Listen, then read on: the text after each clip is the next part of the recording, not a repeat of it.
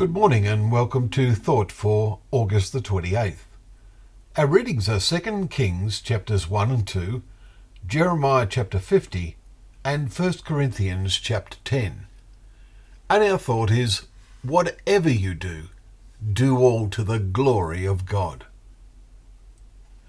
Paul's letter to the Corinthians continues to give examples of the difficulties the converts in Corinth were experiencing in turning to a life that was so different, so foreign to their previous way of life in worshipping idols.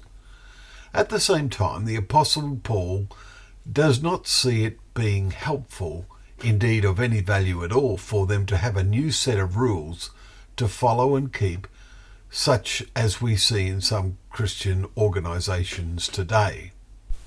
Today's chapter 10 looks in particular at the question of meat that had been offered to idols. Now, this does not affect us in any way today, but the underlying principles are interesting. Most meat on sale came from sacrifices made in pagan temples. Many saw something special in such meat. We have encountered this in India with offerings, such as coconuts taken into a Hindu temple, sprinkled with holy water and thus having a special value in the eyes of the worshippers. And they can, and sometimes do, take them away and sell them at a profit. Paul makes the point, eat whatever is sold in the meat market without raising any question on the grounds of conscience. For the earth is the Lord's and the fullness thereof, that is, everything in it. Verses 25 and 26. The converts to Christ, having been freed from pagan rituals, did not all fully realise this.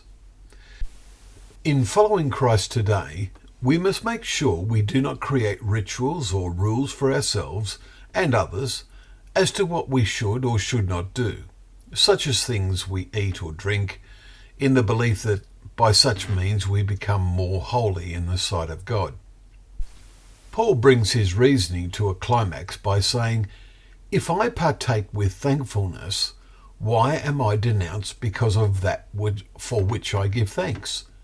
So whether you eat or drink or whatever you do, do all to the glory of God. Verses 30 and 31. Paul saw nothing wrong with eating meat that had been offered to an idol, but some were denouncing him for doing this.